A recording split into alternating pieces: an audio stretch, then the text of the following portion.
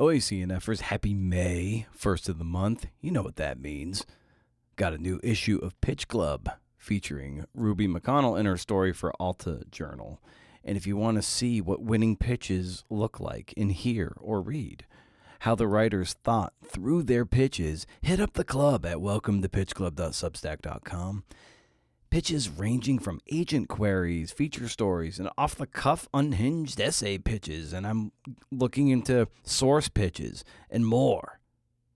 Forever free.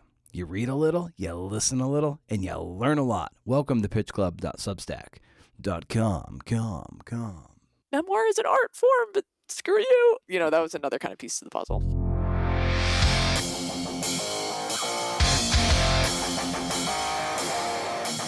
Boise Universe, it's the Creative Nonfiction Podcast, the show where I talk to tellers of true tales about the true tales they tell. I'm Brendan Ryan O'Mara the first. Okay, who do we have on this week's podcast? Well, we got two this week, didn't we? We had two podcasts this week. We had Atavist one, and now this one. It's Mary Cain. She's at Run Mary Cain on Instagram, and she serves on the board of the Army of Survivors, and she's the founder of the nonprofit Atalanta NYC, which employs professional female runners to serve as mentors to girls in underserved parts of the city. Now, for a certain subset of people, they're going to be like, who dat? To them, I say, Mary was a running prodigy in the 2010s, the fastest high school girl in America, and one of the fastest across all ages in the middle distances before the age of 18 in events like the 800 and the 1500.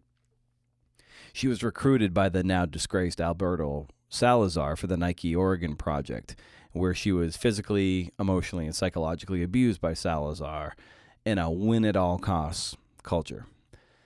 Many of Mary's teammates, including Jordan Hasse, U of O alum, and Shalane Flanagan, who coaches at the U of O now, treated Mary with contempt. And Mary pulls no punches when it comes to how she feels about them and others. Mary was also bullied quite a bit growing up. And my worry in reading the memoir as a piece of writing, as a book, as a story, was perhaps a score settling. As we know, like reading a lot of memoirs, when the narrator is the hero, they definitely ring hollow, as a work of art, as a book. And make no mistake, she was a minor and she was abused. But it was when the poison of the abuse made her turn on potential teammates that the book gained an extra level of altitude, because she too became something of a villain. She became villainized through that trauma, through that abuse, began to imbue other people with the sentiments and resentments that were imbued on her. The system broke her. It was something I desperately needed to see, because the way the book is written in present tense, it absolves her from being, let's say, ruminative from afar, to interpret the events from a 15-year remove. And I worried about this because if you're going to eviscerate people, which she does, you have to be willing to eviscerate yourself. I would have liked to see more of that, but the fact that some of the feelings directed towards her were getting redirected at others was much needed in this book, and I'm glad she went there. So in 2019, she published a video op-ed for the New York Times that helped bring down the Nike Oregon project and Alberto Salazar in particular. It lit a fire, and this book is also lighting a firestorm as well. I think Mary's coming forward in 2019 allowed someone like Kara Goucher to come out against Salazar with her own book, The Longest Run, I believe, came out a couple years ago. Mary going out on that edge, speaking her truth and speaking to that abuse, helped reveal a lot of these systemic problems that we see, especially directed towards women athletes. Show notes to this episode and more at brendanamara.com, where you can read blogs or learn more about our featured writers and sign up for the Pitch Club Substack or my monthly Rage Against the Algorithm newsletter, which I'm thinking of making increasingly personal, for lack of a better term. It's always been a little bit of that to some extent, but I'm not going to be afraid about going on the edge of discomfort. And if you want to support the show with some dollar bills and get access to the Flash 52 sessions and some other perks that come along with it, you can visit patreon.com/CNFpod and put some dollar bills into the CNF Pod coffers. So with Mary, this was a really fun conversation. I'm so glad we got to have this. I was working in specialty running retail when Mary exploded onto the scene, sort of in that early 2010s, 2011, 12, 13 area. So it was just really cool to chat with her. Part of the appeal of her coming on this show was to talk about the writing, which she's not really going to experience on this book tour, which will primarily be on running shows, naturally. So I think when I reached out and when I got this galley and I was like, hey, I want to get in line for this. I think she was really excited to be able to talk about the craft of it and the writing of it because she's such a kind of a geek when it comes to reading and writing. So I think that scratches a different kind of itch for this book in her book tour. She was very generous with her time. We talked for nearly 90 minutes on topics like her love of Hemingway, procrastination, writing in the present tense, the bennies of reading when you're writing, finishing as a skill, not writing perfectly, sticking to artificial deadlines, seasonality in writing, supportive networks, starting from pure anger, the monetization of fake advocacy, and the one sentence she wrote that I wish I wrote. Super, super jelly. Mary is a medical student now at Stanford University and basically runs for fun now. It's too bad because she was robbed of a special running career based on the abuse she suffered, and but she's parlayed, that experience into this book, and she's a brilliant person, and she's going to do so much good with her nonprofit work, and certainly as a doctor. This episode, if you're looking for what it'll pair well with, it'll be my conversations with Maggie Mertens, Christine Yu, and Lauren Fleshman. Links to those will be in the show notes, as well as Renee Hess. I'll have all of those links in the show notes, as well as their episode titles. I had a real blast talking with Mary, and I think you're going to enjoy it as well. Parting shot of my marathon experience, but for now, here's the super cool Mary Cain riff.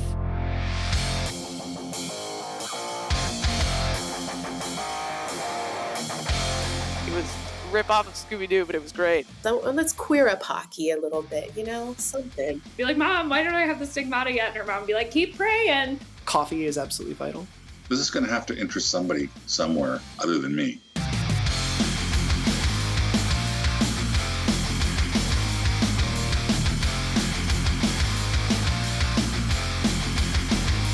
Crazy things to juggle, just like a major book launch and, a debut book that's going to catch fire for sure. And then, just with your studies and everything, it doesn't get much more intense than that. So it's just like, how do you navigate that? You're used to high pressure, but there's a different kind of pressure. Yeah, I mean, I think I've always been somebody who balances a lot of things. And I think part of it is I do a pretty good job just like choosing what I want to do. And so like there are definitely things where it's like I joke with my friends and loved ones that I'm like, there's probably certain things where I'm like, I should, like right now I like need to buy a car, and it's been like on the to-do list for like 3 months. And I'm like, probably somebody else would have prioritized this, but because of school, because of all these other things, I'm just choosing to be lazy. No, I'm just choosing to like juggle all of the other things first. And so I think sometimes it definitely like absolutely is a lot, but I think I've just like carved out almost a lifestyle where like I am so comfortable working after 5 p.m. Like I'm used to making a lot of my hobbies kind of also these things that are like pseudo professional, like even just like the training I do athletically, even though it's like totally for fun. I think most of my friends who follow me on Strava are like, this doesn't look very fun. So like that's just that kind of lifestyle of kind of going hard with the things that you love. I'm just very used to. Nice. And I got to thinking that maybe a really good on-ramp might be like getting a sense of what you're more proud of, getting into medical school or publishing your first book. Oh, wow. That's tough. I think I'm going to say I have a weird answer, which maybe like enters into my psyche a little too much, but I think I'm going to say med school. And I think part of it is because med school is still so separate from my running accomplishments. It's not to say like things I did in aggregate in running didn't influence my application in a way that wasn't like, oh wow, she's somebody who like advocates for mental health and advocates for like, the well-being of athletes. Like I'm sure that influenced my acceptance in some way, but like mostly it was like my academics and all of these kind of like other pieces to my life, in a way that as of right now with publishing, it's still like kind of, I hate to say this, but I would have been able to sell a book even if I wasn't going to write a book. And I think Yeah. as a result, the moment that I'm able to sell a book that's kind of like totally unrelated and like on its own merits outside of running, I think then it actually probably would go above med school. Yeah, because you write in the book that when you were a kid, you dreamt of being a writer. You saw that as your dream job. So what was it about stories and writing that appealed to you from a young age? Yeah, since I was really young, my parents were like really big with pushing my sisters and I to read. Like we were the kids who like our favorite part of the summer sometimes was low key going to the library to do the library book challenges. Like that was kind of Mhm. who we were growing up. And so I think I just like came from a very literary family. And I think when you're a big reader, it's such a natural jump in some ways to like wonder, how do I create this craft myself? And so from a pretty young age, I wrote quite a lot. Like I actually sold my manuscript with kind of like a sarcastic line of like, I started writing books when I was 5. And yes, they were just like shitty drawings and like 2 words, but I think they were great ideas. Like it was rip off of Scooby Doo, but it was great. Um, and so I think it was just always something that felt like an extension of playtime with my sisters, because we were kind of all doing it. And also the way that we played games was very like imaginary. There was like a lot of world building and character arcs, and we could all probably borderline write like novels on like those games that we were playing. And so to me, it always just felt like kind of like this natural extension of childhood. And then as I got older, I think just gained more confidence in my writing. It was one of those things that was actually just truly a hobby for me, unlike my running that like was professionalized, or academics that's like forever professionalized as a young person. It was truly just this thing that I could like go and do and it just be my own.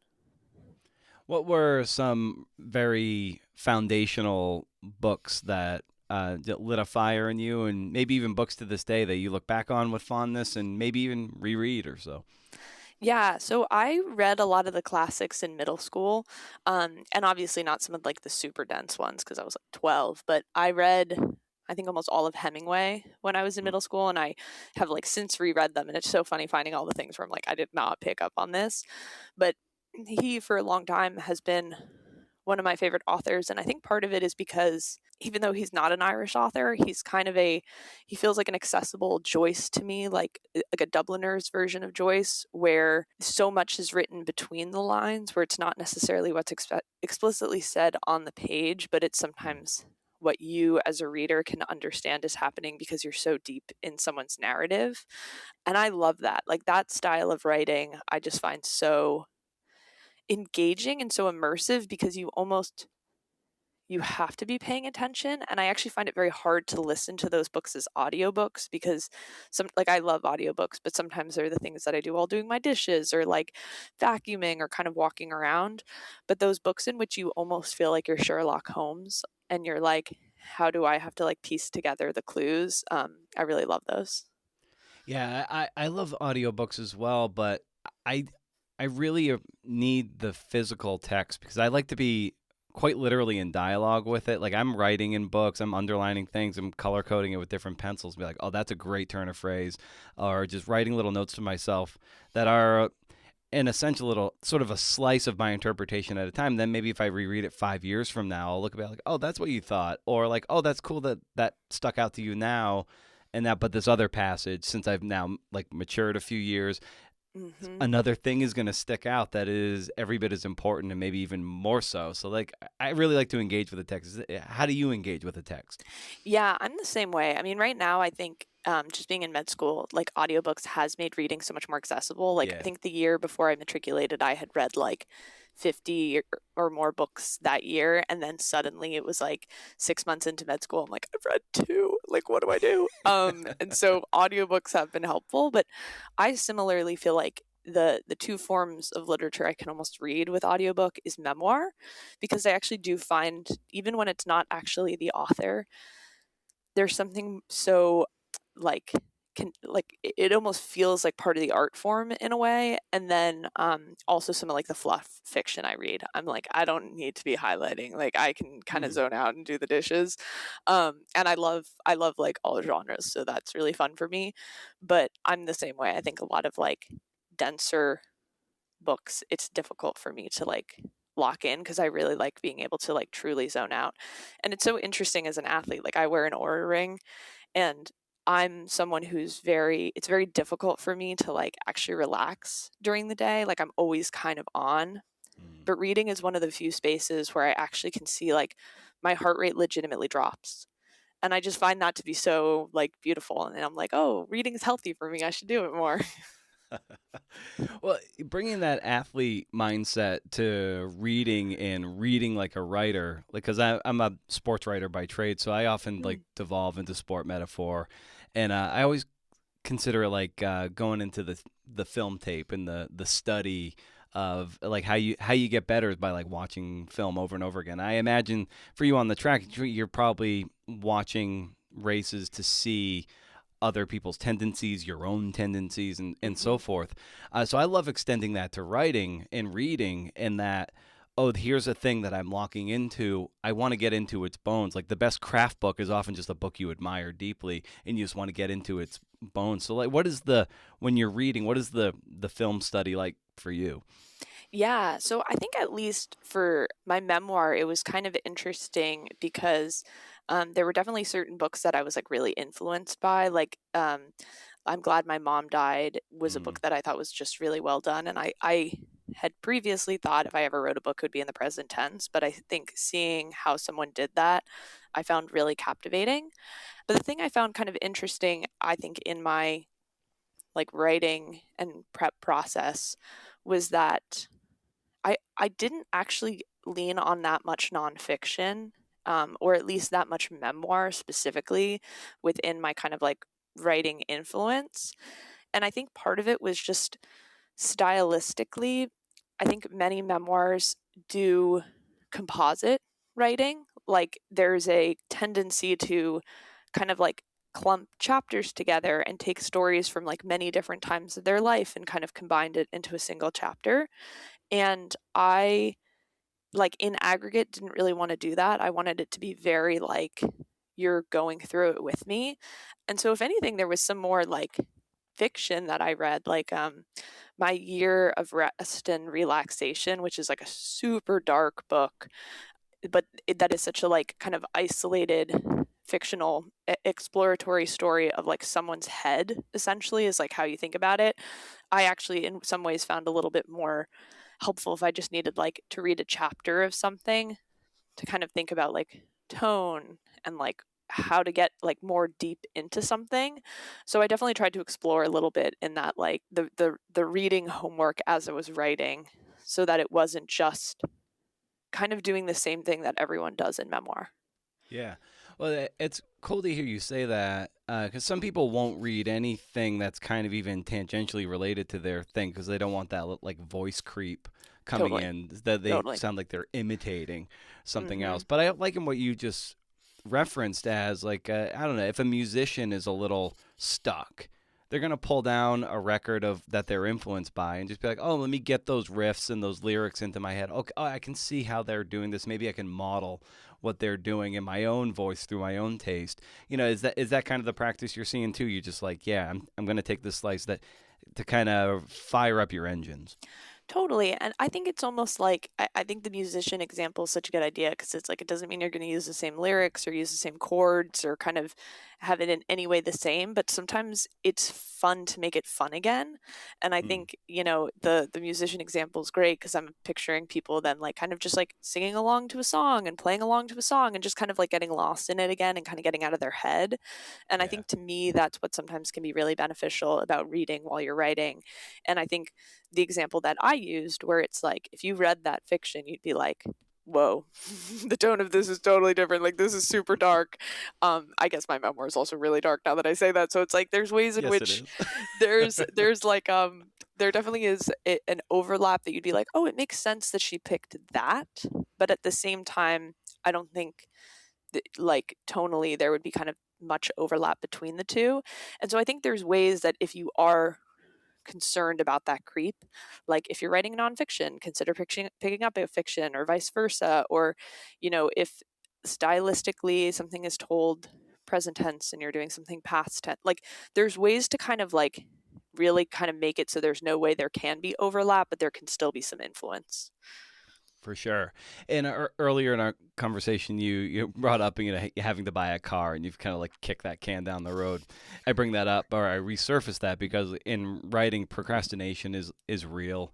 Having a practice can help, but a lot of times we'll put off a lot of the hard stuff, a lot of the writing, for snacky things like social media or whatever. Or sometimes life gets in the way. But for you, Mary, like, how do you handle procrastination as it pertains to your writing, but maybe in your life in general?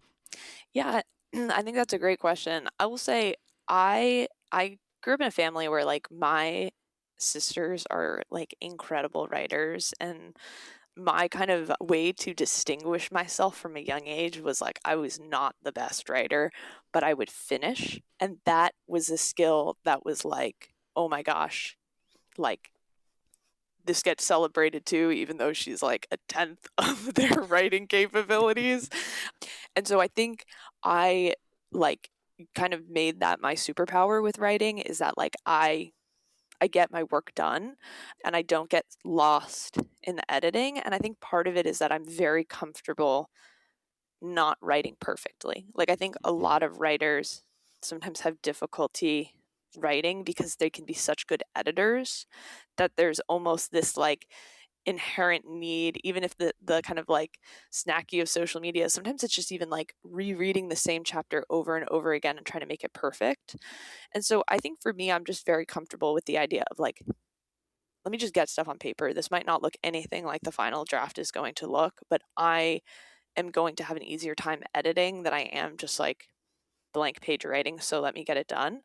And I think for me, I'm pretty good at creating artificial deadlines for myself, because I think it's not that I'm like so intrinsically motivated that like I would just do it with no end in sight. But I think like every day I can kind of have my calendar and be like, I'm going to write at least 10 pages today. Like that feels super bite sized and doable. And to some people, they might be like 10 pages is a lot. To others, they're like, no, that's nothing. But to me, it's like that can be something that if I add up over the course of 100 days, boom, that's so many pages. And so I think for me, that's sometimes how I do it, is it's not necessarily, especially like being in med school, ever assuming that I'm going to like write a book in a day, but just being Right. quite like the tortoise versus the hare with my writing style. And then it kind of makes it so it's harder to get distracted, because like if you're like, I'm really only writing for an hour today, let me like celebrate that and enjoy that and like lean into it. It's going to make it a little bit more doable. And then the days where it is actually more of a full-time job, honestly, I do different things. Like I have my phone set where like after 15 minutes on Instagram, it'll be like, are you sure? Are you sure about this? You really going to keep going? And honestly, I'm really, really good at keeping to that. But then this week has been just like, I'm on it way more. And I'm like, wow, this is so bad for your mental health. This is why it's set to 15 minutes.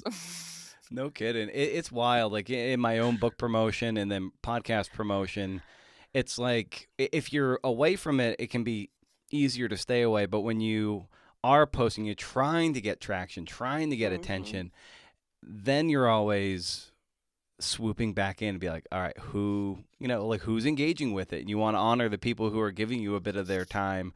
And then, I don't have the same problem as you. You have like a titanically larger platform, so you have a lot more to consider. But it's still that whole dopamine feedback loop that is just like, it just keeps you going back like the rat to the cocaine. It's just it's built into the system, and it's like, okay, now this is actually taking me away from the thing I really need to be doing. 100%. And I think with that sort of stuff too, it's like there are ways in which like I don't have TikTok. I don't have Twitter. I literally, this is so funny, but like my 15 minutes is spread between Instagram and LinkedIn, because there was a certain period of time where I felt like I was like I was instead scrolling LinkedIn because I was so desperate because I didn't have any other social media. So it's like there are ways in which I think setting those little reminders can be helpful. But I think the other thing is like I set rules for myself where I almost never check my DMs. If I follow someone and they follow me, then like I can see that. But even then, it'll be like literally my sister will send me something, and like 3 days later, I'm like, oh, I'm sorry. Hello. Now I have seen this. But I think there's ways in which like you can kind of just like build in rules. And like you said, it's easier when you're not. Like inertia, it's like a body at rest stays at rest. The same way that like a body in motion stays in motion. So once you kind of set those boundaries for yourself, it's kind of much easier to keep to. Yeah. And you've alluded to it a little bit too about how like maybe you've got that 1 hour to write in a day, or maybe a particular day you have like the whole day. You know, for a lot of people who might be in intense school as you are right now, or just have their own day jobs and everything, you know, how have you integrated a writing practice into your already hectic and busy schedule? Yeah. So I think I've always felt like a really important thing is to be comfortable with like seasons in your life, because there are absolutely periods of time where I was like, I shouldn't be prioritizing this because I do have other things. And if I tried to like integrate writing too much, for example, I'm going to not enjoy it. And so it's not going to be good and it's going to be unproductive. And then during the times where I actually have more time, I'm going to be like a little embittered because of that time I missed something I wanted to do kind of for it. So, for example, like the first year of medical school, I made sure every single time I had a break, whether it was like Thanksgiving break or a long weekend or our winter holidays, I was going to be a full-time writer. And I was going to like really lock in during those periods. And then, you know, I would take a look kind of an aggregate of my like school schedule, and I'd be like, okay, I know we're going to have exams X week, you know, the 2 weeks beforehand, it would be like a win if I even touch anything writing wise. So maybe the 2 weeks before that can be the period of time I try to like build in an hour a day, like that sort of thing. And so I think being able to kind of like sometimes play a little bit of that long game and kind of like look at your life and be like, okay, I have this deadline for work, or I know I'm going to, you know, be able to kind of have this long weekend here. Why not I like prioritize it for myself? I think that can be just very honest. And then it can mean that during the times that you actually get to do this really cool thing of writing, it's fun. And so you want to do it. And then the same thing we were just talking about distractions, you're not pulled to as much because it's not a chore. It's something you actually want to do. Yeah, that's a really great point to underscore. Or what you're talking about is, you know, there are camps of people who are like, you got to write every day, and you know whether that's 10 minutes or 20 minutes or like an hour or two, like however. And I think a lot of people might get stymied or don't start because, well, I don't have that hour a day, but maybe they have an hour a month, or they have like an hour on a second Sunday of the month and an hour on the third Sunday of the month, or whatever that might be. And if you, to your point, like you mark it on that calendar as you might a vacation and be like, oh yeah, you can kind of honor that day and look forward to it. And maybe you're saving a few scraps here and there from other, just for a little bit of research. And you're like, all right, I'm like squirreling it away in my like chipmunk cheeks. And then on that day, you're like, you let it loose and you have a lot of fun with it. And you can, be energized by it instead of being like, oh, well, I couldn't write 5 days in a row, so I guess I'm a shitty writer and I'm not prioritizing it. Whereas it's just like, no, this is a way you can integrate it into your life in a meaningful way. Yeah, and I've always thought like, as an athlete, there totally is like an idea of like, oh my God, you got to train every day, right? Like that's totally like an ethos that people think of. And now that I'm older, I'm like, no, actually like a rest day during the week is good. And I've always had it so that like even at my most intense training ever, like there were periods of time where the training was super intense and there were periods of time where it wasn't. And it can kind of like ebb and it can flow. And I think something like writing that is so creative, there's almost so many ways to be growing in a way that honestly with sport, sometimes it can feel a little bit more like, okay, if I like literally do nothing, maybe I'm not really getting anything out of it. But with like writing, it's like if you literally don't write one day, but you read, but you do some research, like there's almost ways to kind of like be productive without it being specifically sitting down to write too. And I think that's something where like people should kind of approach themselves and their schedule with a kindness, and not necessarily get into the like naive perspective of like, I read every day, so I'm writing every day, but like still kind of think a little bit about like in aggregate how all of this will add up. And I also think for writing, it is also like worth being said that like living also is a great way to hone your writing skills, and like chatting with your friends and storytelling and other kind of art forms I think can be ways to like practice flexing that muscle, and also like give you inspiration for like stories to be told. Yeah, I think I heard the comedian Whitney Cummings several years ago say, like, art can't imitate life unless you have a life. So Mm-hmm. you have to be interfacing with the world, with your friends, with strangers too, because that is how we accrue the experience on which we can interpret and then maybe novelize, or even have actual real life experiences that we can metabolize into a potentially moving story. So it's like, yeah, that's all part and parcel of what it means to be a writer and an artist in the world. Mm-hmm.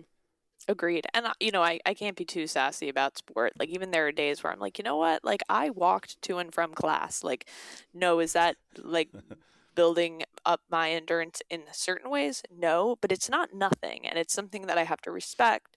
Then when I consider like, oh, I'm more tired on my run, or I'm a little sore today, or insert whatever the thing is, I think sometimes we can be so focused on like a single output for measurement instead of looking at kind of like this whole breadth of work. Yeah. And how have you compared, or how do you compare, like, running and writing? How do they compare to each other in your opinion? I think there is something to be said that you lose fitness a lot slower in writing. You definitely can kind of have that like I'm saving it till Thanksgiving and then just like run 40 marathons over the course of that week. And I think I am someone who's I think I'm a pretty fast writer. Like I know even when I first like signed with my agent, I was like, okay, I'm gonna write this book, and I'm gonna write it in like 4 months. And she was like, that's crazy. She was like, no, you're not. And I was like, it's not going to be the final thing. Like, they're going to need to, like, burn this whole thing down once I hand it in. I was like, but I'm going to have something to give them. She was like, okay. And then, like, I did that. So, like, I think there's things like that where, like, writing, I feel like there's no physical limit, right? And there are like Yeah. physical needs, like you should like eat and drink and like take breaks and be healthy. But like with running, there's kind of only so much I can do because it's just so physically hard. And so I think that is sometimes the thing that's really great about writing and really rewarding about it is that like I can kind of sit down for a week and get a lot done in a way that like you can't be like, okay, I'm going to train for a week. Let's see what happens. Yeah. How has the mental toughness of being a professional athlete prepared you for the mental toughness that it takes to really to write something big, to write something long? I think it really had. I'm very, very comfortable being uncomfortable. Like even like med school, like we have 8 hour, national exams, like the MCAT, and when I take step one, like they're really long. I think the hardest thing for me with those things is I just always need to pee, and no amount of athletic training can ever prepare me for that. But Yeah. other than that silliness, I think for me, like all of these things do feed into each other, and I think even like when I was recording my audiobook, like going into it, everyone's like, this is going to be the hardest thing you've ever done. Like, it's going to be so hard. You're going to have to read for like 4 days. And I was like, okay. And then it like really wasn't that bad. And I was like, oh, okay. Like, okay. And I'm probably being really sassy, but I think there is something to be said that I think sometimes I recognize that like my like ability to just kind of like be uncomfortable is like probably very high, but I think there are ways that you can practice that, and that you can, you don't have to train in the way that I'm training. You don't have to be in medical school. um I and I like look back and I'm like, I was crazy and probably mentally unwell, so like take some of this with a grain of salt. But there was one time I had a stress fracture and I like could not train for like 6 weeks. I was on crutches. And so what I would do is like I'd be like, okay, the first minute I'm in a shower is going to be really cold. Or I'm like always going to practice like sometimes just like holding my breath for like 40 seconds and like do these like really little silly, in retrospect, absolutely crazy challenges that if I was doing them today, I'd be like, wow, that's so cool of me. But looking back and doing that in 2017, I'm like, oh no.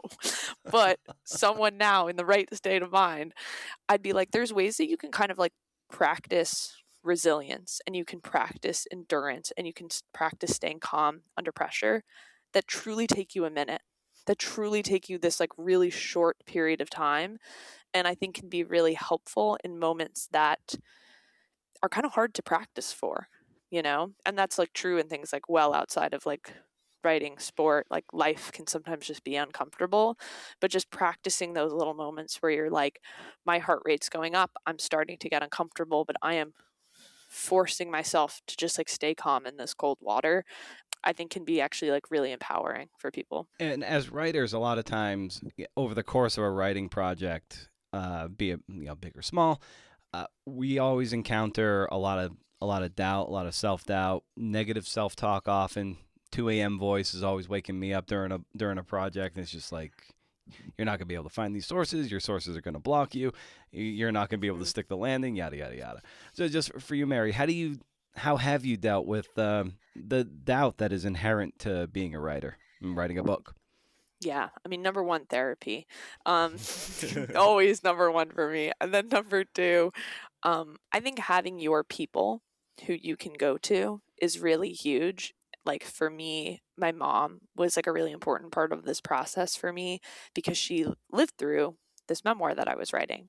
But there have been times where like I have previously written like over 100,000 words for like a fiction story, and like it's the sort of thing that like it's totally unpublished, but like my whole family has read and like we've worked on together at different times.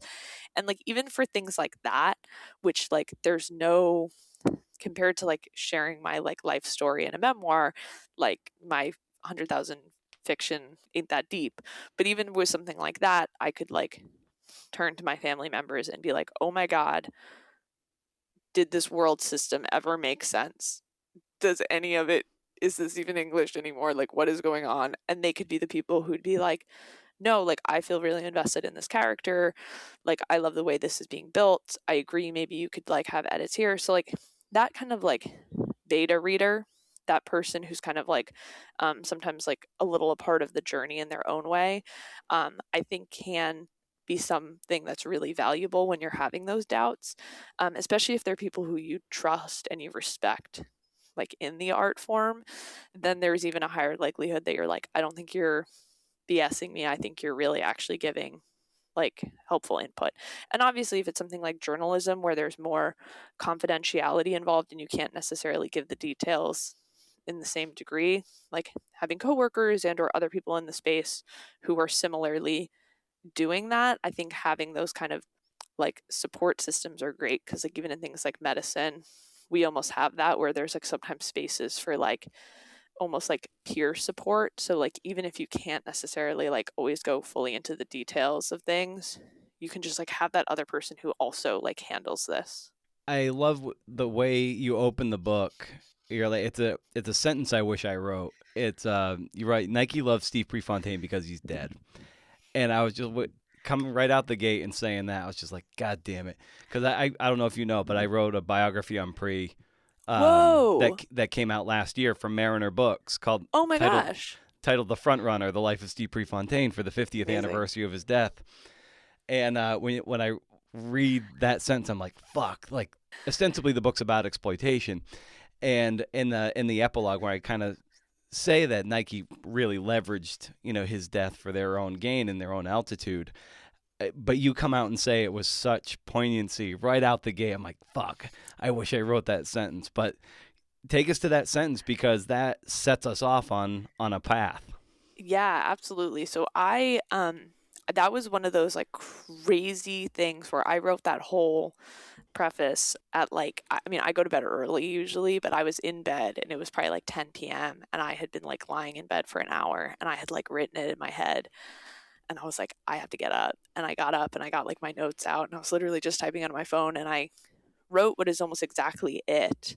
I think I like maybe like edited it a little bit, but it's crazy to look back and be like, wow, that notes is pretty freaking identical to the first chapter of my book. But I think for me, it was really important for me to have that in there because I think I write so much of the book from my point of view at the time. Like it's a very present tense story. And so you almost never hear me today, like as an adult person, because even at the end, it is kind of me talking about like ways I think sport can be better, but it's still kind of from a like professional lens, you know, like I'm emotional, you feel that, but I felt like there needed to be space for just pure raw anger, and where's a better place than the start. Right, and the present tense of it too is something we all pick up on right away. And what was the objective to going with present tense for specifically for a memoir? Absolutely. So I have done like advocacy work over the last few years, like trying to end abuse in sport essentially and like create system change. And I think the thing that I find so just interesting, and it makes a lot of sense based on psychology, but I think often when people, think about abuse and hear about abuse, it makes people so uncomfortable that they like to kind of like lean into different ideas like a hindsight bias or kind of this victim shaming mentality. And even like with the best intentions, people so often like grab for those concepts. And I think what I've realized over the last like 7 years is sometimes the best way to really kind of get people to actually be passionate is to hear firsthand stories. And I think firsthand stories always still are most powerful when you kind of remind people like, I was 16, I was 17, I was not the person who's sitting in front of you today who's now being educated at Stanford in medicine, right? And I think like being able to like actually kind of remind yourself like, what does it mean to be young? What does it mean to be groomed? What does it mean to be influenced? What does it mean to be isolated? Like these are ideas that are just so often hard to talk about when you're no longer in it.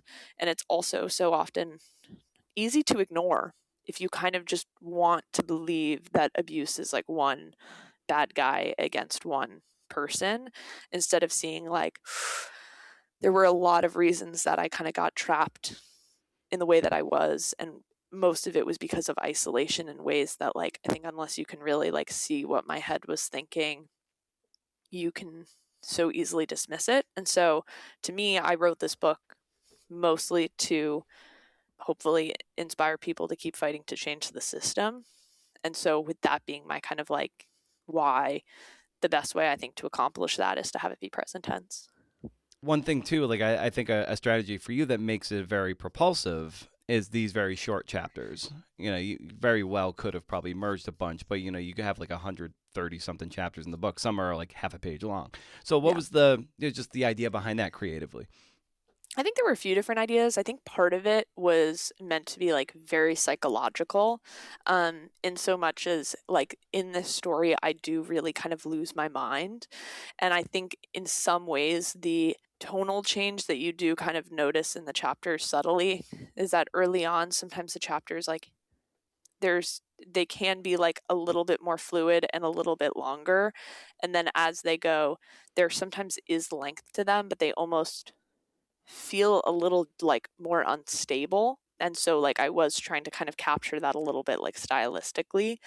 But then the other reason was because as I was writing early on, and I think admittedly part of it is because like I've been in a lawsuit and I'm talking negatively about people who have always bullied me and treated me really horribly and been very cruel. I felt so much trepidation about the idea of kind of like compositing things, because like these are the sort of people who even to this day will be like, this happened on a Tuesday, not on a Wednesday. And I'm like, well, if you did the bad thing, I don't know if that really matters. But I think like I understood the people who I was writing about, and I felt a little bit like I think the more that I can keep this like really as like this is what I remember as possible, I'm going to stand on my own 2 feet that much more. But I think I bring that up partly because I do think that is a really sad piece of talking about abuse, and you see this in the news a lot, and it's why people are so scared to often talk so honestly, is that there is such a cultural normalization of people, coming forward about abuse, telling their story, and then someone's like, you fucking liar, that happened on a Tuesday, not a Wednesday. And then doesn't matter that like literally every single thing that they said is true and what they remember and what they feel, but like they are somehow minimized because of that, and they are somehow made to feel publicly like they did something wrong, even though like the abuse that they're talking about, nobody's challenging that. They're just literally challenging this like singular fact. And I think that's why so many people are very scared to ever say anything about abuse. And it's just because there is such a just shutting people down that happens. And I think that was like another reason that this was kind of part of the stylistic choice as well, where I was just like, I kind of want to show people that like you can tell your story in a way that like really, really is still very powerful. But if you're not super comfortable with the idea of kind of like merging scenes quite literally, because people will come after you and be like, that's not how it happened. Memoir is an art form, but screw you. That was another kind of piece of the puzzle. Yeah. Did you approach the writing of the book as a means of settling scores? No. If I did, it wouldn't look like this. There are so many stories that even that the angry part of me is like, oh, honey, you shouldn't be sending me an email right now because I never even said that story. But it was all means to an end, and the end is like advocacy, just honestly. And so I think, and I think that comes across because I think there are ways in which people are like, oh my gosh, she seems a little upset. Like, sometimes in the way that I get interview questions of like, oh, you say some things. And I'm like, yeah, because like that's life. Like what? But I think if it was going to be like truly settling score, it wouldn't. Oh my God! Like honestly, I don't know. The stories would have been very different. Because there are moments throughout the book where a lot of your teammates come across pretty unfavorably. You get a sense of how just inwardly competitive everyone is, even if you're not even running like in the same disciplines. Like Shalane Flanagan and Jordan Hazy. Is that how you say your last name, or Hesse? Yeah, Hesse. Yeah, like they don't come across favorably in this book and your interactions with them, and like the fact that you name them, like, oh, like, yeah, Mary's like coming out and saying like this, this stuff is real and this really happened. So I just wanted to get a sense of, as you're writing that sometimes there is a tendency to maybe use pseudonyms or just not name people altogether, but you go ahead and name people that didn't treat you favorably and come across as not great in the book. So just what was the thinking around that? Yeah, so part of my thinking was that I did choose to use pseudonyms for everyone who was a minor, and by extension, everyone who was connected to a minor. So all of my high school years, I do not name the individuals involved. And I think part of it is because I just feel like we often treat children so horribly in our society, as you can see from how I was treated. And I just do hold grace and space for the kids who bullied me, because I do understand that was mostly like a systems problem with like how their parents and how adults were behaving. And for them as children, I hope they're able to like learn and grow and not become their parents, right? And I like want to give them that space to do that. And I believe wholeheartedly that like children should be allowed to make mistakes. I don't think that way about their parents, but they're lucky I'm nice. I think though for adults, there is a certain point where one of my biggest issues with memoirs that I have read over the years is I'm like, who's the person who did that? Who the heck is the person who did that? Because if I knew who that person was, I can then, in some capacity, protect myself, and in some capacity, like be prepared if I was ever in that situation. And I think there is a lot of courage in saying people did really bad things to you, and courage in saying sometimes people were just mean, or like they were a bystander, or it doesn't have to be the most extreme version of negative, but like they still really let me down, or they still hurt my feelings. And my personal perspective on this is that I came out with like a New York Times piece in 2019. It's 2026. People had 7 years if they wanted to reach out that they could have reached out. And they didn't. And now they still have time if they want to reach out and be like, you know what? You're right. I was a bad teammate, or I shouldn't have said that, or I shouldn't have done that. Like, people still have the space to do that if they so choose. But I think the truth is, like, I was in a weird situation because, like, I was a minor during most of the events that I tell in this story. And now, as an adult who is at an age that is younger than many of the like teammates that I had who I talk about, I just really am like, I would never treat a 17-year-old like that. And I see the way in which at least some of them are still kind of celebrated because either like they're a hashtag mom or hashtag women or hashtag you're blonde and like insert whatever the thing is. And I don't believe things will ever change if we kind of aren't sometimes honest. And I know kind of in the like at least early reader perspective, it has been really interesting having folks who are like in the media reach out and be like, yeah, this person has treated me really horribly, but nobody ever says that. And so I didn't like, I never expected anyone ever to, but like, thank you for saying something. And I'm like, you're welcome, but you should say something too. Yeah. Well, I rewatched the 2019 op-ed video that you produced that that kind of set this lit a fire.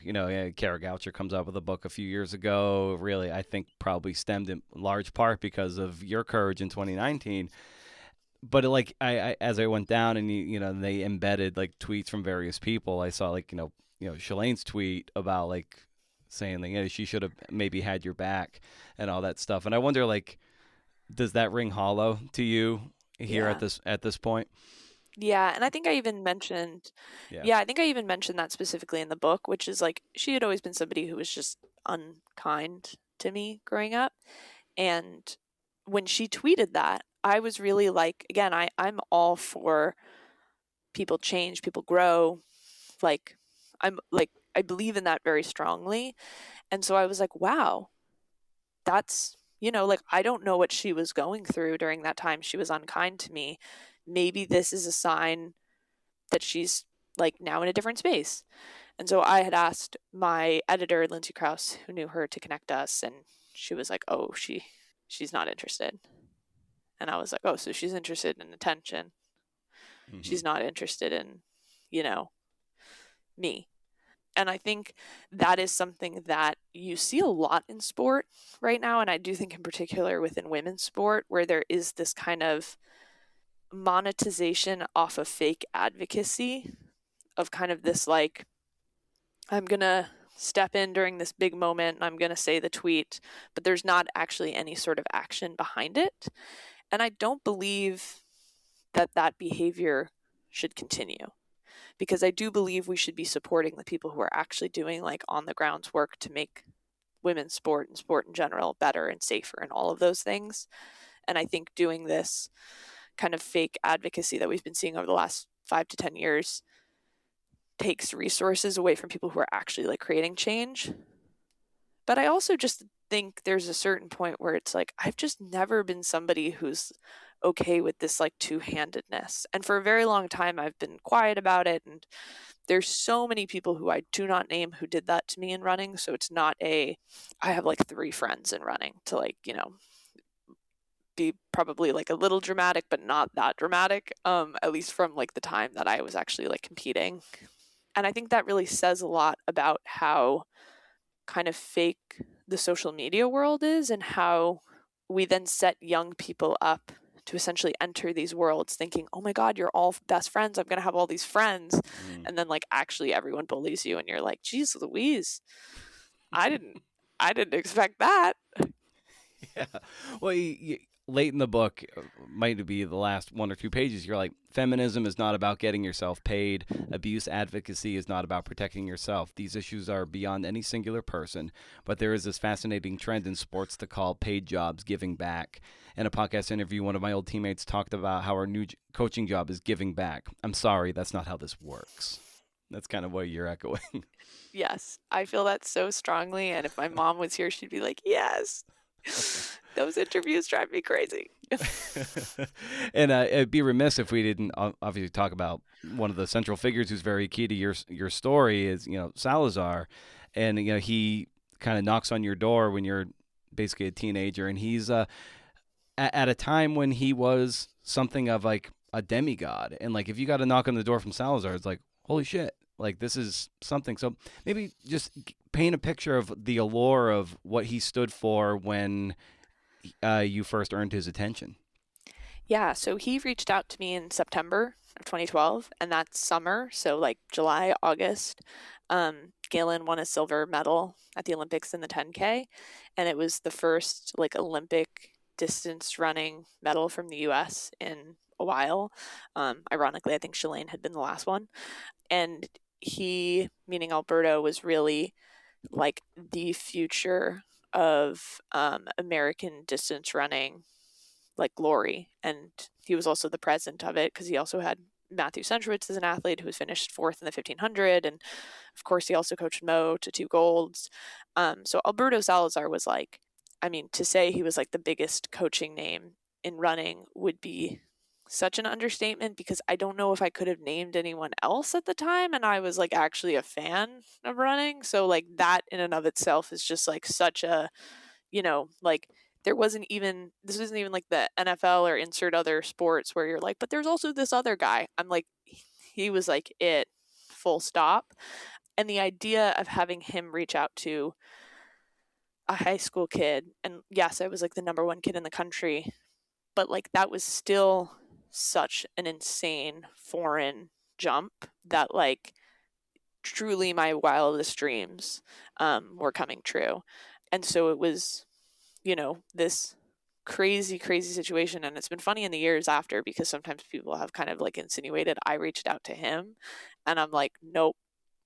He left that voicemail on our phone, and I was at a really vulnerable time when he reached out. Like I was about to leave running because I just felt really unsafe in track and field just because of like how parents of my teammates were treating me and just how viciously I'd been bullied for years. And so it's crazy. Like I was going to send emails to all of these coaches in the NCAA being like, hi, I'm the national record holder. I think I'm going to swim the next 2 years. Please recruit me. And they probably would have all been like, what? But instead, the greatest coach in the world wanted me. So it felt like a Disney Channel movie. Yeah, and so obviously there's that honeymoon period of like, oh my God, I've been chosen by this guy, and then that in and of itself starts to begin the process of, if there's any friction, like you would come across as like ungrateful. Don't you know how many other Yes. people I could choose over you? And that sets the table for verbal and physical and emotional abuse. So when does the foundation start to crack in the relationship, but also then within you? Yeah, it's so funny because there's kind of 2 different answers. Like the version of me today sitting here is like after my first ever phone call with Alberto, he sent me Kara Goucher's gloves. And I now understand that he had sexually assaulted Kara Goucher. And so today in 2026, I'm like, I think that relationship was like, I think it was cracked from the beginning. Yeah. But at the time, I think in many ways, and honestly, even up until 2021, when I had learned of Kara's experience, I think I often kind of like broke it into 2 different periods where it was like the junior and senior year of high school when things were quote unquote good, which there were totally like, he came into my room at night during that time. There are a lot of very traumatic incidents that happened that I don't write about in the book. There were really, really dark things that happened during that period. But in my mind as a kid, I was like, we're doing great. Mm-hmm. And then I moved out to Portland when I was like a freshman in college. And that was when, yes, his actions like got more angry towards me. Like he was yelling at me. There was more like direct negativity at me. And so as a result, I was internalizing it more. But Yeah. I only share that because I do think there is this interesting, maybe falsehood that I have probably in some ways perpetuated, that things changed and therefore got bad. And I think there's truth to that. Like, I think there was behavioral change from him, but there was always stuff happening. I think there was just a period of time where, for whatever reason, he directed less anger towards me. Yeah, and when he's like sitting by your bed when you're sleeping, and like in one particular instance you're half naked, and he's just like kind of leering over you, saying he's adjusting your barometric pressure thing. In the way you write it, it's as if you felt bad, like, I don't want to face him like this, but it was like he had the direct violation and trespass of your space and privacy. And like the way things were engineered back then, it made you feel like you were letting him down. And I was just like, oh my God, like this is the system and the culture that has created, writ small in that very traumatic interaction, if you want to call it 100%. And I think part of the reason I wrote about it in that way is that is why abuse is so normalized, is because we do almost train people when they are being abused to be like, I am so sorry, abuser, that I am bad. And I am sorry that you have to do this. Like, that is almost how we are trained to respond to abuse. And so the way I wrote about that scene is exactly how I felt every time it happened, which is I was like, oh my God, I feel so, like, I'm so sorry for him. And now I look back and I'm like, an adult man was walking into a young girl's, like, I was a minor during that time, room while she was sleeping, and at least one time I was physically exposed. And the idea that I could have ever thought that was like my fault is so horrifying to me. And it's part of the reason I do a lot of this work. And it's because I recognize that's probably so many people in these situations. Yeah.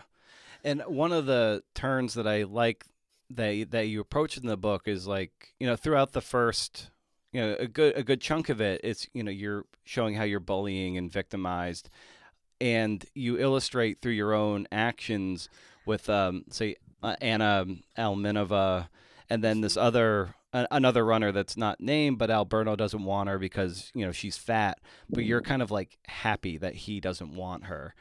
And because she's fat, and then you think like, okay, then that means I'm not fat and I can get skinnier and I'm still chosen. And it just illustrates so perfectly how the machine worked its way into your mind. Like it fundamentally changed how you were seeing other women, in the same way that some other women were looking at you when you came in. And it was like, oh, here's the turn of the system affecting you.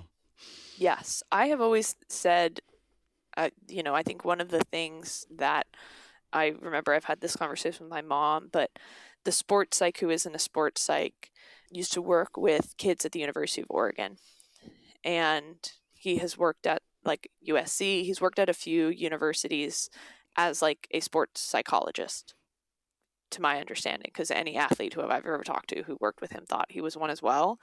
So he was working with these college kids, and then he was coming back and telling me what they were telling him, right? Like, he was totally breaking all of their privacy. And at least one of the kids I will always remember, even in the moment, I felt such guilt being happy that he was implying she was fatter than me. Like I felt guilty that I felt happy, and yet all I could feel was relief. Like, all I could feel was like, thank God, okay, like, I'm not the worst it could be.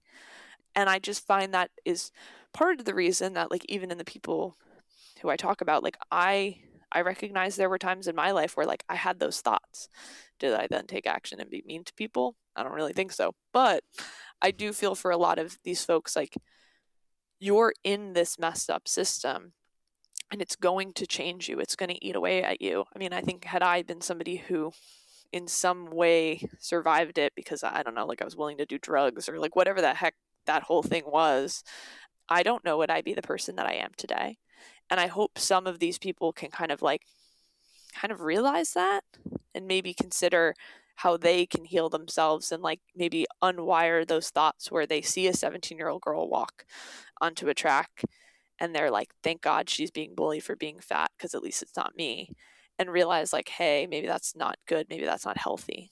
Because you turned pro at a young age, I wanted to get a sense of, what a contract looked like, for you. And also, you also write about like hot girl contract. So just take us to what a contract typically looks like, but then, the hot girl contract.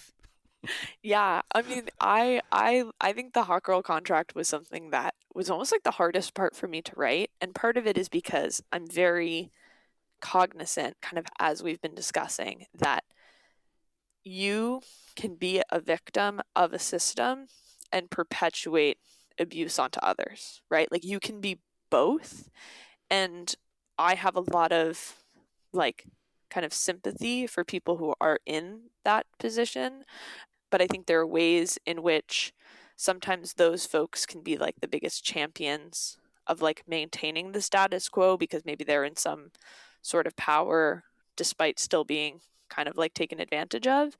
And so I knew writing anything that kind of addressed this concept that sometimes women are paid not because of their performance, but because, essentially men in a sports marketing room want them to be around or like want them to post in a certain way or insert whatever the thing would be a potentially controversial topic. But, I honestly at this point I'm kind of used to being like kind of polarizing. But like, and honesty can sometimes be uncomfortable.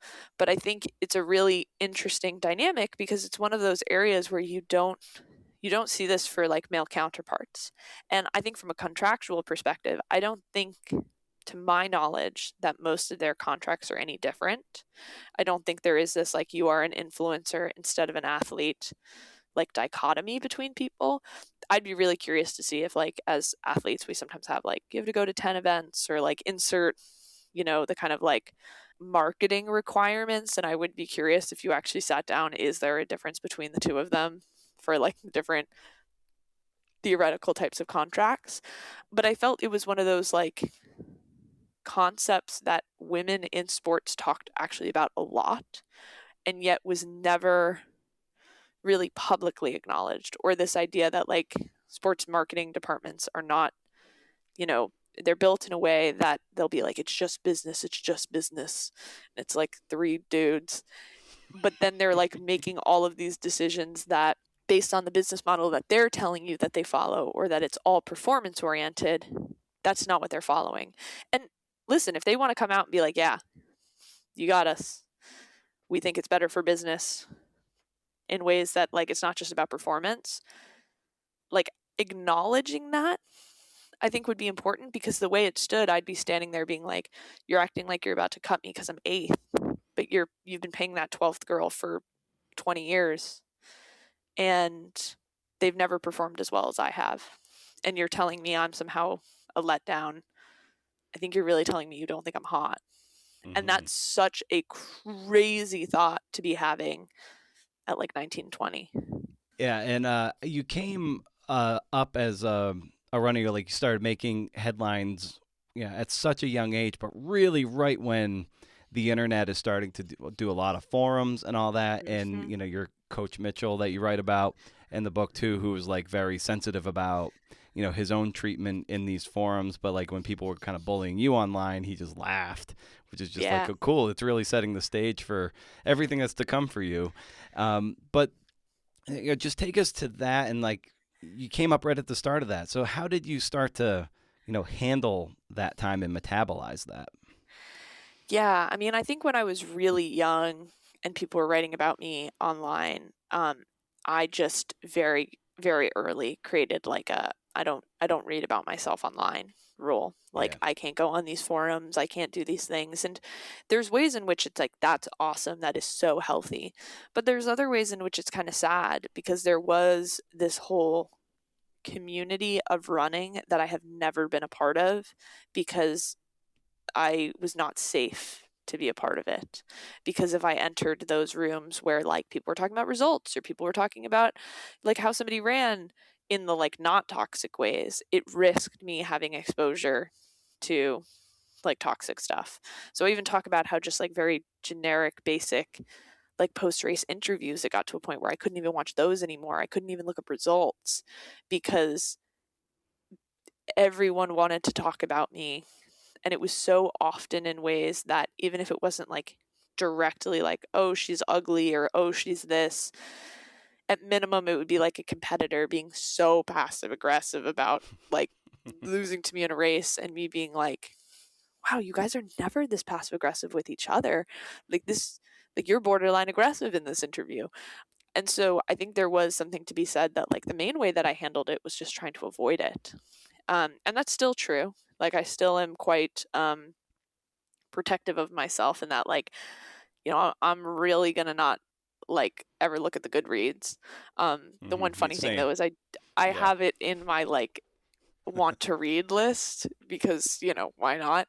And there was at least one time I was like scrolling through my Goodreads want to read list because I was trying to find something and like it popped up so I could see my like review like average and I was like, we're still scrolling, we're just gonna ignore that, we're not gonna look at that again. I accidentally saw my front runner Amazon total ratings and everything for the first time in a year. Book came out a year ago, and I haven't looked at a thing. And I saw it by accident because I was looking up another book, a running book that's coming out later by Nike guy Chris Bennett. This is about running. This is not about running. Look at that. So Yeah, that was some drama. yeah. And I was just like, hold on, this is part of Mary's title too, isn't it? And yeah, I am. Can you talk about that? I at mean, all? I can. Nobody told me I can't. I like came out with my book, like I announced it in September, and then I was told afterwards that he was like really upset and maybe thought that I had done that purposefully to spite Nike. And I was like, how would that spite Nike? And then it turns out like maybe he says that. I had no idea. Like this was like completely me. Like I was actually my agent who was like, oh, you wrote about this in your proposal. Like let's use this. But I've thought in the aftermath of it that it's just so odd to me because I think if I was in that position, I would just be like, if she wants to be spiteful towards Nike, like power to her. You know, like that would be my perspective. And I also probably wouldn't then spitefully keep the same name because like my book is a book about like child abuse. But that's maybe just my opinion on things. Yeah. And I do think is this fascinating dynamic that you so often see in running where you are kind of like, why is there ever an assumption that like a woman's being spiteful? And you know what? Also, like if anyone can be, like pop off if it's me. I don't know. That's my perspective. Yeah. When you write about jealousy too, like midway through the book, and that's something I always love pulling on the show anyway, a bit. Yeah. And it's a real emotion. You know, a lot of people see like, you know, you see it in the book world of like how they get that appearance, how they appear on that podcast or that radio show or that publishing deal. They got that much for their book advance.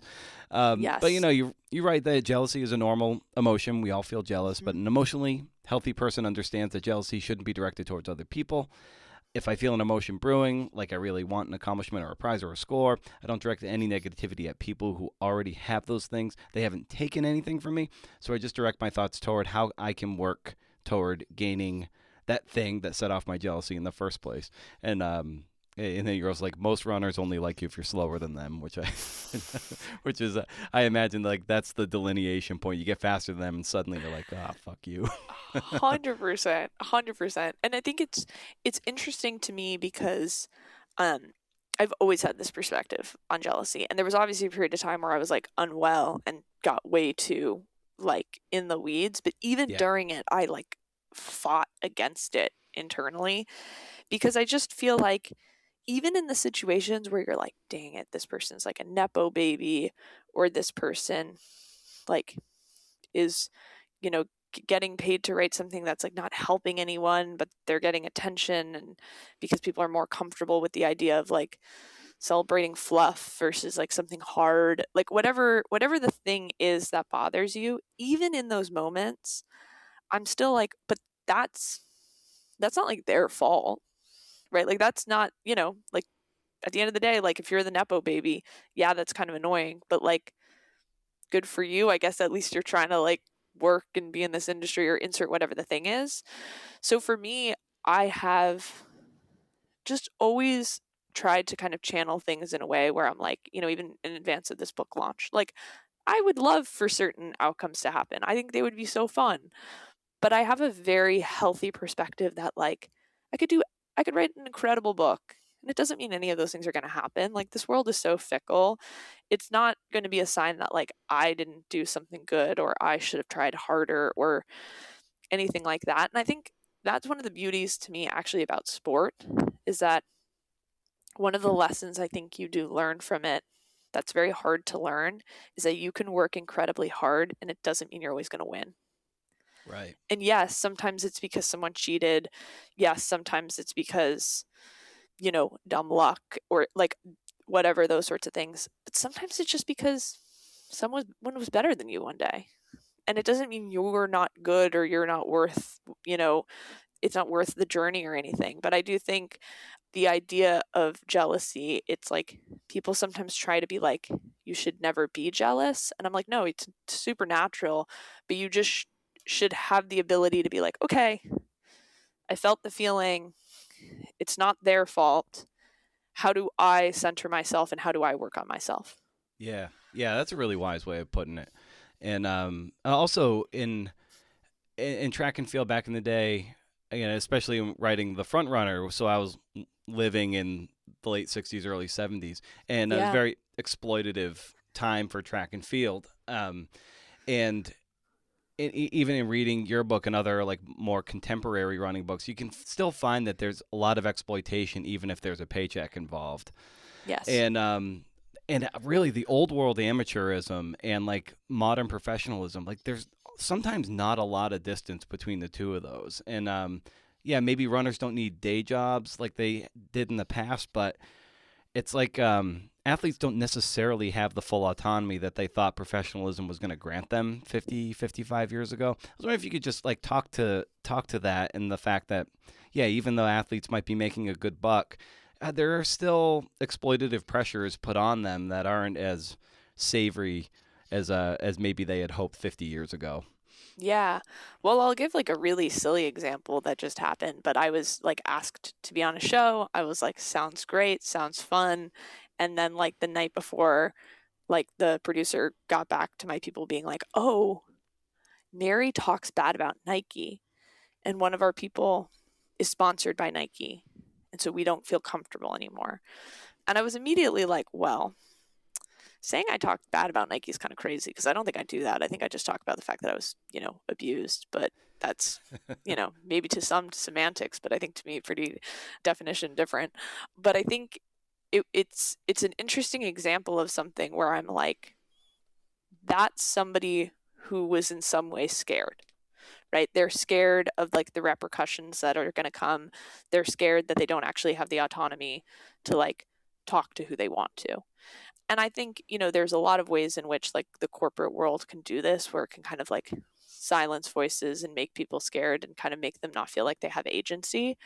But I think the irony around sports is so often these corporations like to pretend that we are all independent contractors and therefore actually have full freedoms versus it being, if anything, even more insulated and more monopolized in a way, because there's competition, but there's competition in the sense that like everyone knows each other, and if you burn one bridge you're kind of screwed everywhere.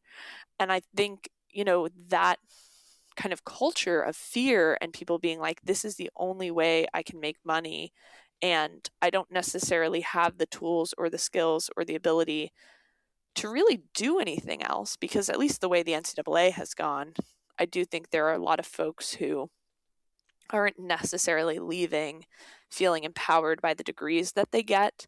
They're empowered based on their performances they've had in the NCAA.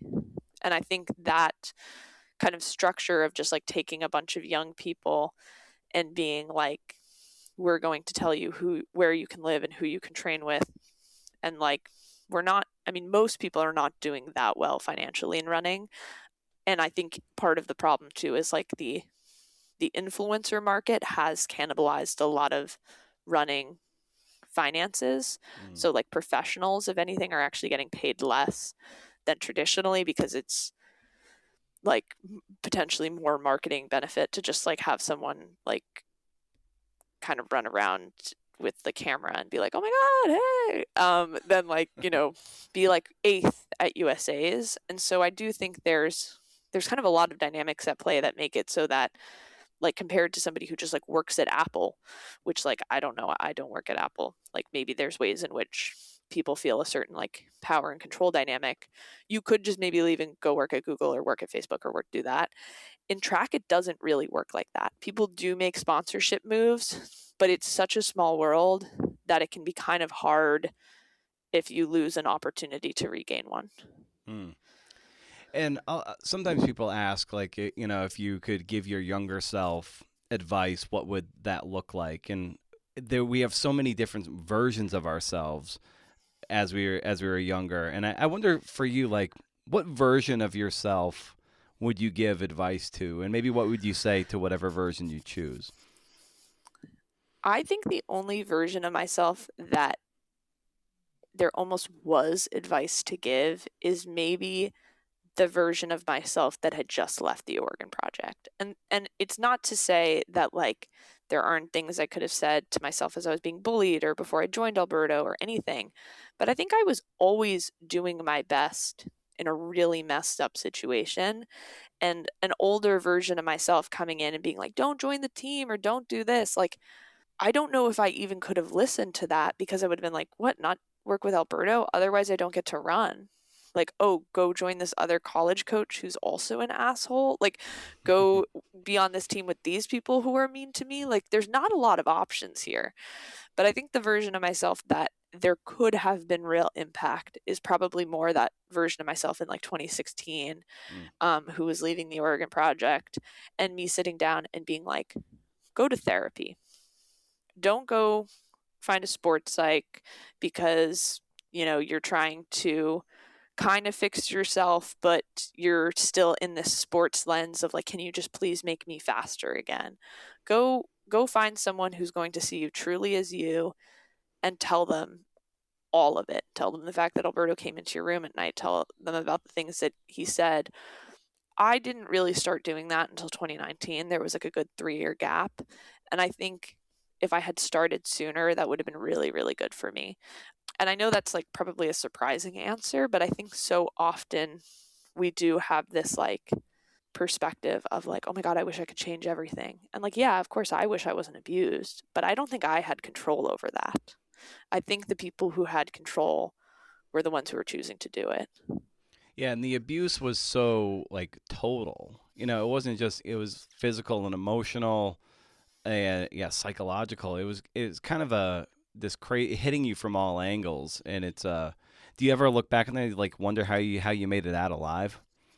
100%. I mean, after my dad read the memoir, like he obviously knew a lot of the stories, but some of them I had never like fully sat down and told him.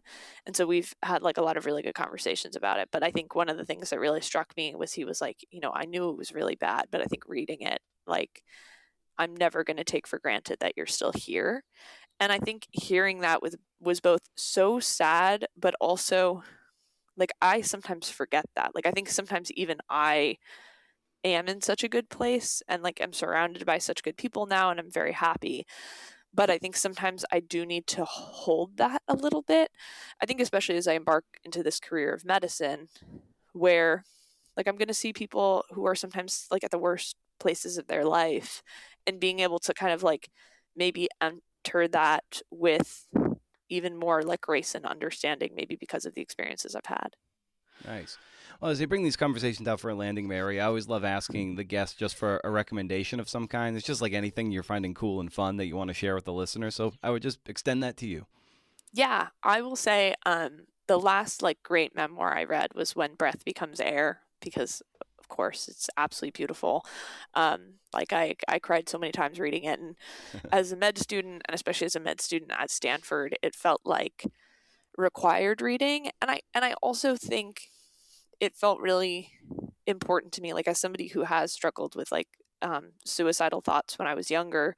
I I think reading a story about death and dying, does all of those experiences can make you that much more appreciative of life, and also appreciative of this career where so much of medicine is trying to help people live longer and be healthier and all of those things. And so I did find it on so many levels personally really beautiful. But even if you're you have none of the above of things that I just listed, beautifully written memoir, and really, really well done.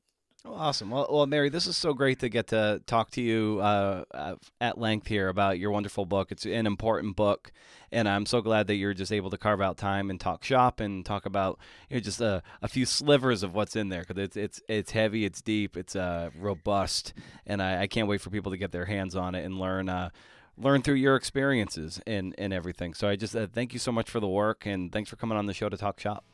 Yeah, thanks so much for having me. This I was really excited for, because I was like, oh my gosh, I got to talk about the actual writing piece as well, and with the Oregon connection and all the things. This was a great chat.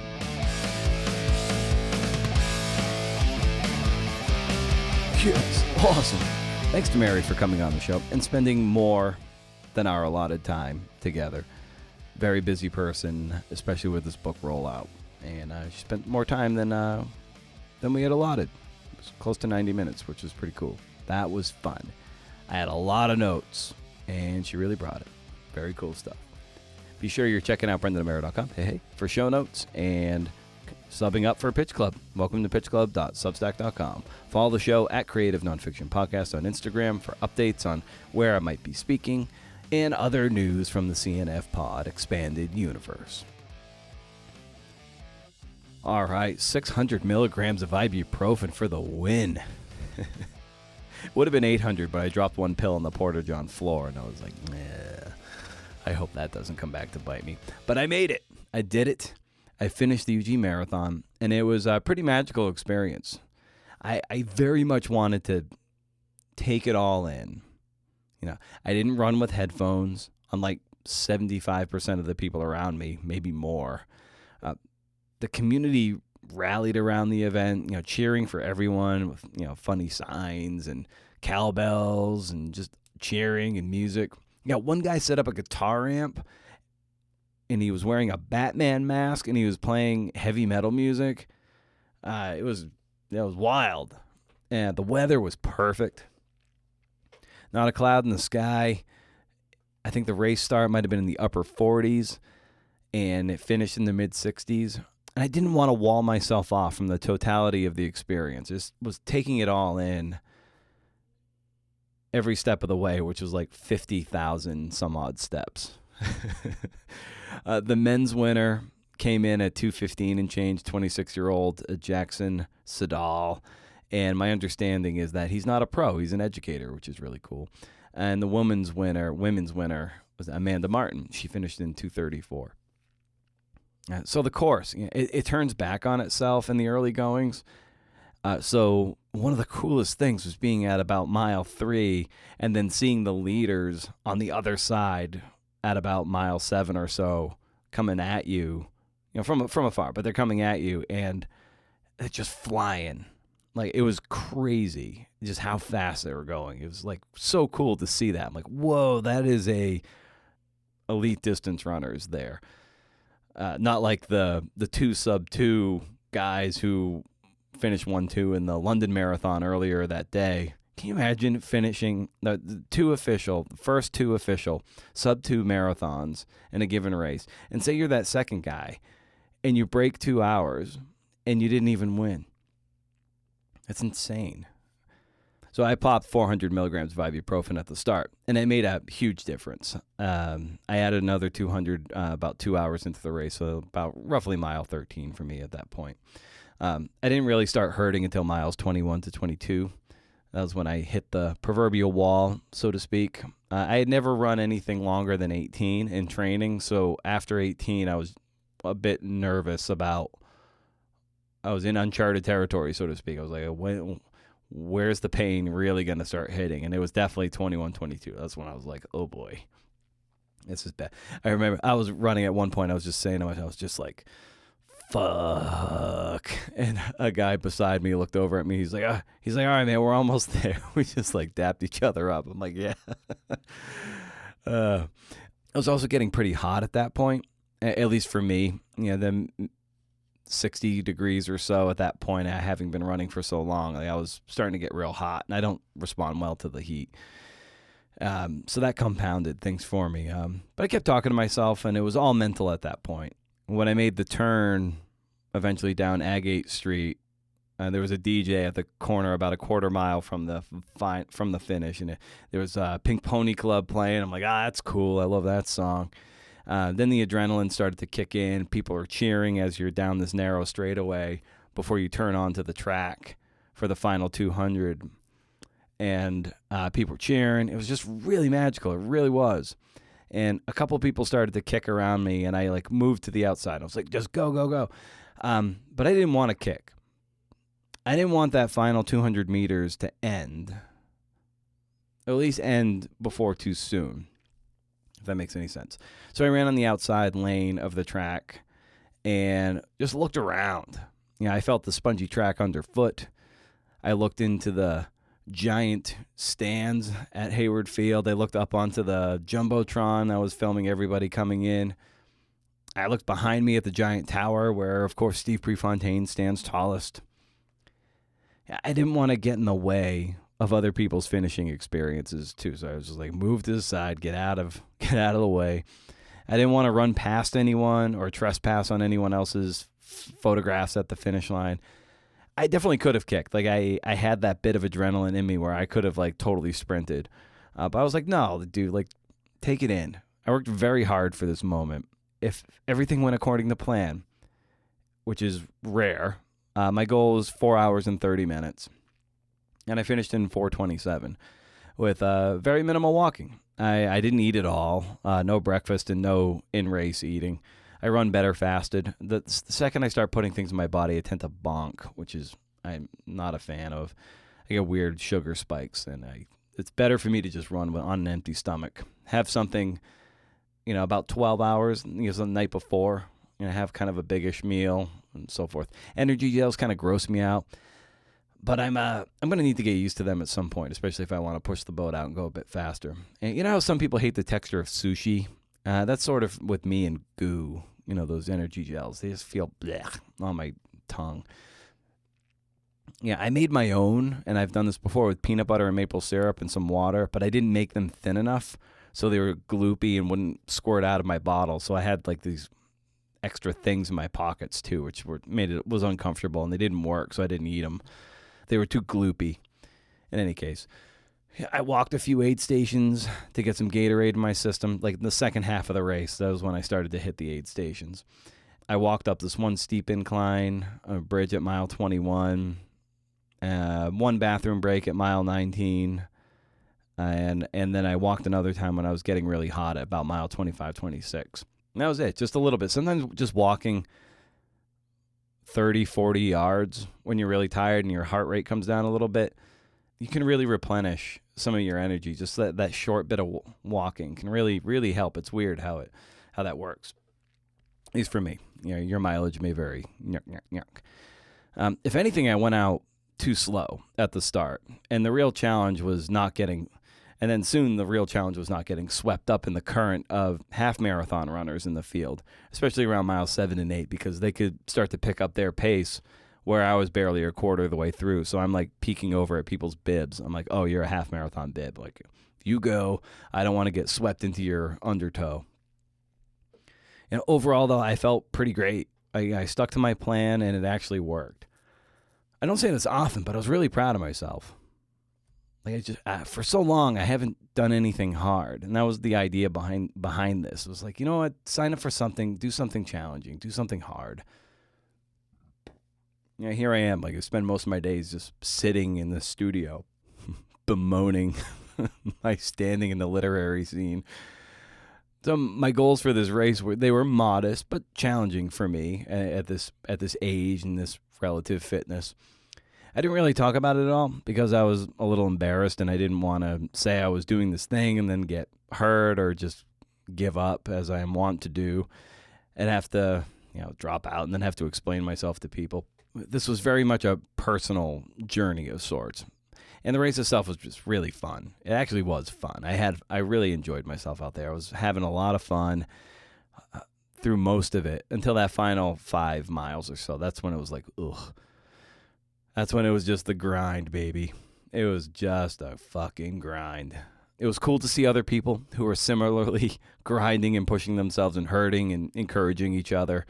I was around this one guy for most of the second half of the race, and he was such a positive dude, just thanking people for cheering. And I was just a little bit faster than him for the most part, and I'd stop for a bathroom break or hit an aid station, and he'd kind of keep going by, and I'd just walk a little bit, and I'd eventually kind of catch up to him and just kind of trot by. And so we were kind of going back and forth like that. And I was ahead of him when I was entering Hayward, and I began looking around like a crazy person, and just to take it all in, like I said earlier. And I saw him enter, and he just started sprinting down the track, down the home stretch on the inside lane. I was like, yeah, man, go. And he's pumping his fists like crazy. The crowd's like cheering him on. And it was really great. It was like cool. I'm like, nice, man. I know your pain. I remember all of your pain. And it was cool to see him get that kick and have that moment. And I definitely want to run it again next year. And I'd like to push the boat out a little more. I think I can run it about an hour faster. I really do. But for now, I'm just taking about 2 weeks off from running, and then I'll start to plan something where I titrate my cruising speed down, month over month for about 30 to 31 weeks, maybe running 3 days a week, and then just trying to bring my cruising speed down. And that should get me to a place where I'll be 20 weeks out from the actual race and then start the training in earnest. So it's kind of like training to train, if you will. I don't want to lose my base that my hard-earned base right now. So I'll try and maintain and get stronger in other ways. And I'm not usually one to feel self-satisfied. I think you know that. It's probably something that drives a lot of you crazy. But this experience, I don't know. It proved something in myself, and that energy has been contagious. I'm still kind of buzzing from it nearly a week later. I want this energy to carry over to other things, to this podcast community, to my writing, to my book projects. I highly recommend the Eugene Marathon if you're into that kind of thing. The whole experience, it's it's not as big as Boston or New York or all these mega marathons, but it's like a really quaint, well-attended community turns out for it. The weather is perfect. It's Tracktown, USA. It punches up in weight class for what it is. It's pretty great. I highly recommend it. I really do. And it's going to be, I think next year it'll be April 25th, 2027. And that date, the significance of that date for the people of this audience and people who know me, that is the day that Steve Prefontaine in 1969 broke the national 2-mile record and the high school 2-mile record. So there you go. Is that a significant day in the lore of Steve Prefontaine that you can read about in The Front Runner, The Life of Steve Prefontaine. Stay wild, CNFers. And if you can't do interviews, sing.